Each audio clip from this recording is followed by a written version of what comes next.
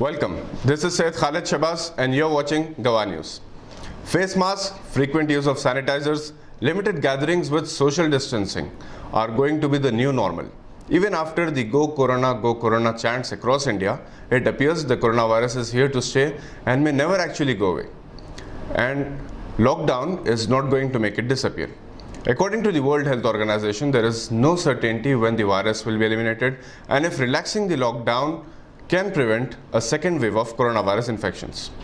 WHO Executive Director of Health Emergencies Mike Ryan says it is magical thinking that coronavirus will go away with lockdown and relaxing the lockdown will be a good move, when in reality it is not.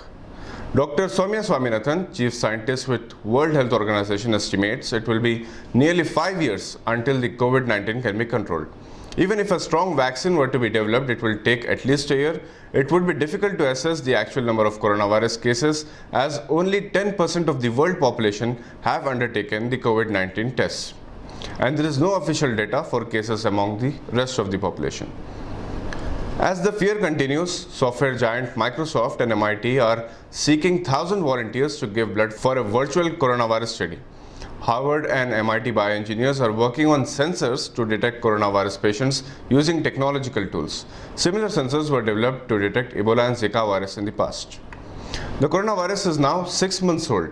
Diseases like TB, influenza, leprosy, HIV/AIDS, measles have continued to exist despite the development of a vaccine and have continued to sporadically appear in different corners of the world periodically. WHO says this situation will be similar for coronavirus. According to the latest statistics, about 4.29 million cases have been reported with 3 lakh fatalities globally. The highest number of deaths are reported in developed countries, including the US, where about 84,000 people have died due to the virus. In India, nearly 82,000 cases were reported, with more than 2,600 reported deaths. The crisis has worsened with the immediate unavailability of PPE kits, masks, and ventilators to treat the patients. Historically speaking, in the last 500 years, after nearly almost every century or half, millions of people have died due to such pandemics. The first recorded pandemic affected Athens, Greece in 430 BC during the Peloponnesian War. It spread to Libya, Ethiopia, and Egypt, killing about 2/3 of the population. In 165 AD, Antony Plague, an early version of pox that infected the Huns, then the Germans, and thereafter infected the entire Roman Empire. The plague continued for 15 years, killing millions of people, including Roman Emperor Marcus Aurelius. In 250 AD, the Cyprian plague spread from Ethiopia to northern Africa, Rome, Egypt, and beyond, and continued in recurring instances for the next 3 centuries. In 541 AD, Justinian plague first appeared in Egypt and spread through Palestine and Byzantine Empire. It led to a massive economic struggle and killed over 50 million people in recurring instances. And the instances lasted over 2 centuries. Leprosy, which started in 11th century in Europe, still continues to kill thousands of people every year, if not treated early. In 1350, Black Death pandemic killed 1/3 of the world population. About 56 million people died of the Columbian Exchange smallpox between 16th and 17th century, while the Great Plague of London, also known as bubonic plague, killed 20% of the entire city's population.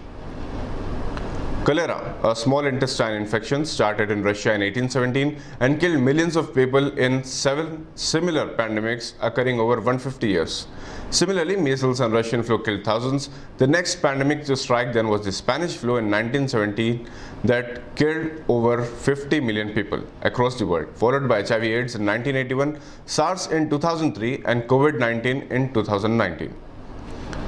Many of these diseases continue to exist even today.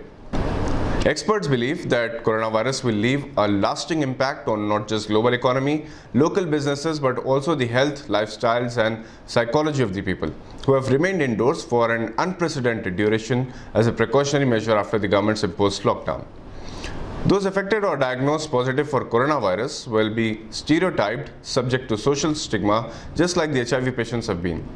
It will strike back unless tightly controlled. In India, the weaker sections and the migrant labor have protested the lockdown, defied it dramatically, and continued to desperately anticipate its relaxation. If not by the infection, they fear to die hungry and jobless.